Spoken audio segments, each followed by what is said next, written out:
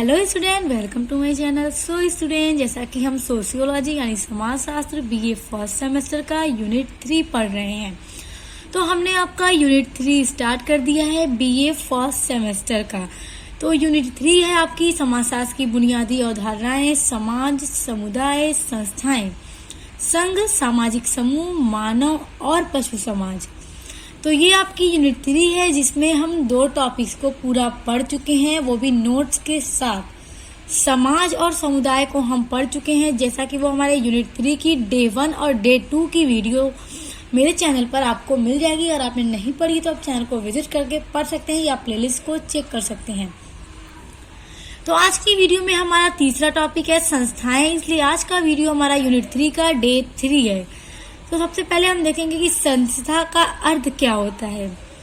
संस्थाएं वे कार्य प्रणालियां हैं जिनके द्वारा व्यक्ति, समितियां या संगठन अपने उद्देश्यों की पूर्ति करते हैं।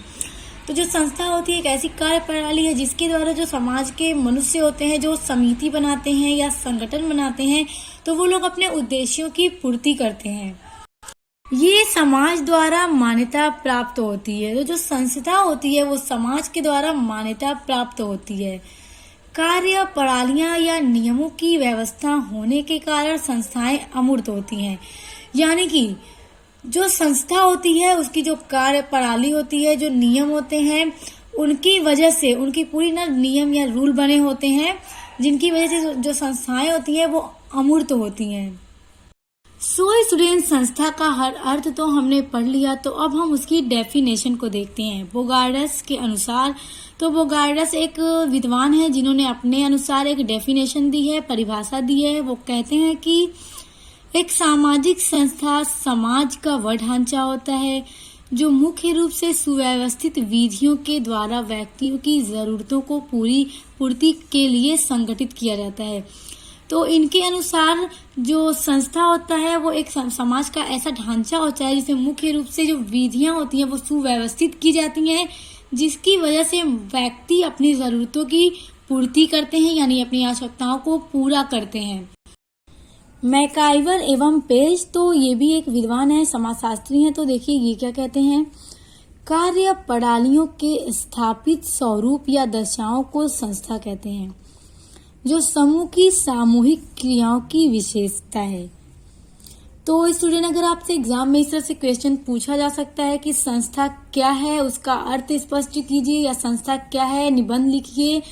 तो जब आपसे इस तरह से क्वेश्चन एग्जाम में पूछा जाए, और ये पूछता भी है एग्जाम में, तो आप जो भी हमने पढ़ा कि संस्था का अर्थ है वो हमने पढ़ा, उसको आप अपने अकॉर्डिंग जो भी आपने समझा अभी उसको लिख दीजिएगा, एक ओवर रिव्यू दे दीजिएगा कि संस्था क्या है और आप इससे क्या समझते हैं। उसके बाद आप कम से कम 2 से 3 विद्वानों की, लेकिन कम से कम आप 2 विद्वानों की डेफिनेशन तो लिख ही दीजिएगा, जो कि मैंने अभी आपको 2 विद्वानों की डेफिनेशन पढ़ाई है। इसके अलावा अगर आप और याद कर सकते हैं तो बहुत अच्छी बात है, मगर इतना लिख दीजिएगा तो आपको बहुत अच्छे मार्क्स मिल जाएंगे। तो चलिए आगे बढ़ते हैं और संस्था के कार्य पढ़ते हैं। तो संस्था के कार्य, ये हेडिंग है आपकी। तो संस्था के भी बहुत सारे कार्य होते हैं, जिसमें पहला पॉइंट है निदेशन। संस्था मनुष्य के व्यवहार, यानी जो संस्था होती है वो मनुष्य के व्यवहार तथा आचरण को एक विशेष दिशा की ओर अग्रसर होने के लिए मार्गदर्शन करती है। यानी कि संस्था में मनुष्य का जो व्यवहार होता है, आचरण होता है, उसको एक विशेष दिशा की ओर भेजती है और उनको सही रास्ते पे लाती है, उनको मार्गदर्शन दिखाती है। तो ये संस्था का बहुत ही इम्पोर्टेंट कार्य है और बहुत अच्छा कार्य है। तो चलिए दूसरा पॉइंट देखते हैं। संस्था का दूसरा कार्य है अनुरूपता। संस्था मनुष्यों के व्यवहार तथा आचरण में अनुरूपता पैदा करती है। तीसरा पॉइंट है संस्कृति का संक्रमण। संस्था सामाजिक विरासत के रूप में ही एक पीढ़ी से दूसरी पीढ़ी को प्राप्त होती है। यानी संस्था सामाजिक विरासत के रूप में एक पीढ़ी से दूसरी पीढ़ी को मिल जाती है, अतः इसके द्वारा सांस्कृतिक संक्रमण का कार्य भी होता है, और संस्था के द्वारा जो सांस्कृतिक संक्रमण का कार्य होता है वो भी किया जाता है। चौथा पॉइंट है आवश्यकताओं की पूर्ति। संस्था का निर्माण कुछ विशेष आवश्यकताओं की पूर्ति के लिए किया जाता है। यानी जो संस्था का निर्माण किया जाता है, संस्था बनाई जाती है व्यक्तियों द्वारा, तो उसका एक बहुत विशेष आवश्यकता की पूर्ति के लिए संस्था को बनाया जाता है, उसका निर्माण किया जाता है। मनुष्य की जैसी आवश्यकताएं होती हैं, जिस तरह की मनुष्य की आवश्यकताएं होती हैं, जरूरत होती है, उसी के अनुरूप संस्थाओं का निर्माण भी होता है। यानी कि जो मनुष्यों की जैसी आवश्यकताएं होती हैं, जैसी जरूरतें होती हैं, उसी को ध्यान में रखकर संस्थाओं का निर्माण किया जाता है ताकि उनकी आवश्यकताओं की पूर्ति की जा सके। तो स्टूडेंट, हमने संस्था के कार्य पढ़ लिए, जिसमें आपका पहला पॉइंट था निदेशन, दूसरा था अनुरूपता, संस्कृति का संक्रमण और आवश्यकताओं की पूर्ति। तो आगे बढ़ते हैं और संस्था की विशेषताएं यानी कैरेक्टरिस्टिक्स को पढ़ते हैं। विशेषताएं यानी संस्था की विशेषताएं, ये हेडिंग है। संस्था की प्रमुख विशेषताएं निम्नलिखित हैं, जिसमें पहला पॉइंट है एक विचार। संस्था का विकास एक विचार से आरंभ होता है। यही विचार धीरे धीरे व्यक्तिगत आदतों एवं जन रीतियों में परिवर्तित होते हुए बाद में संस्था का रूप ग्रहण कर लेता है। यानी कि जब संस्था का विकास किया जाता है तो एक विचार से आरंभ किया जाता है, एक विचार किया जाता है और बाद में यही धीरे धीरे व्यक्तिगत आदतों एवं जनरीतियों में चेंज हो जाती है और फिर इसी तरह धीरे धीरे वो संस्था का रूप ग्रहण कर लेता है। दूसरा पॉइंट है उद्देश्य। किसी संस्था की उत्पत्ति ऐसे ही नहीं हो जाती, उसके पीछे कोई उद्देश्य अवश्य होता है।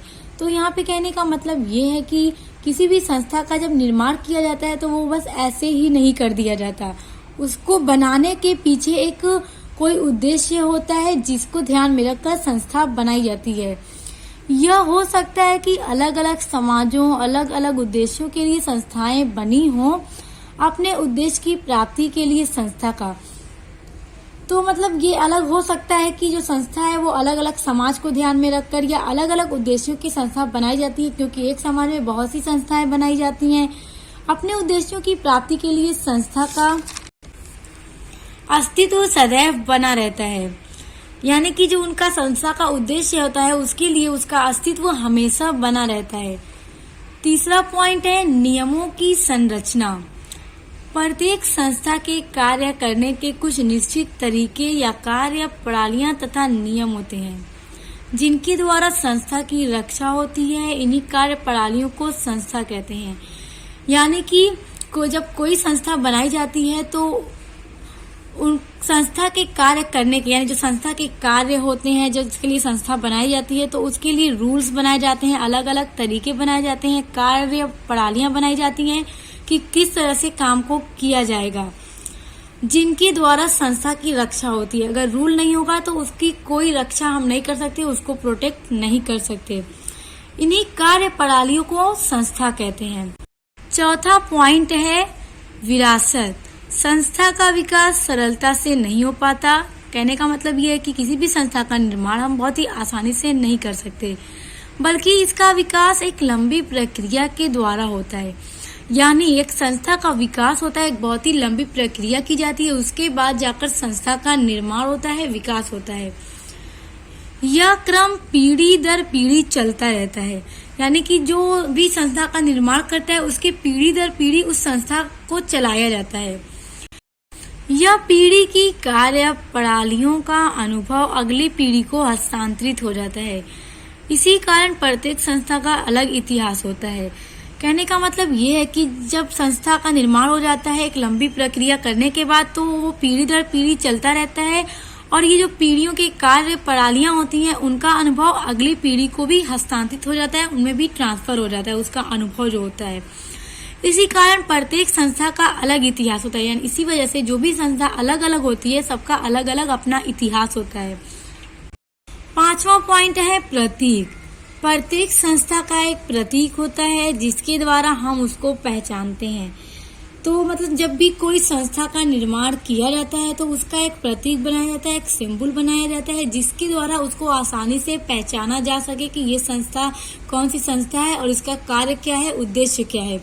इसी वजह से इसका अलग अलग लोग नाम रखते हैं जब भी संस्था बनाते हैं, ताकि उसको आसानी से पहचाना जा सके, जाना जा सके। तो ये थे कुछ संस्था की विशेषताएं जो कि आपने पढ़ा, उसका नोट्स भी आपको मिल गया होगा। सो स्टूडेंट, आज की वीडियो में हमने पढ़ा बीए फर्स्ट सेमेस्टर सोशियोलॉजी का यूनिट 3 का तीसरा टॉपिक यानी संस्थाएं क्या हैं, उसके क्या कार्य हैं, क्या विशेषताएं हैं, सब आज की वीडियो में हमने पढ़ा है। तो अब यूनिट 3 की डे 4 की वीडियो में हम संघ के ऊपर पढ़ने वाले हैं और इसी तरह अलग अलग पार्ट्स में आपको आपके यूनिट्स के टॉपिक्स मिल जाएंगे। तो अब मिलते हैं नेक्स्ट वीडियो के साथ।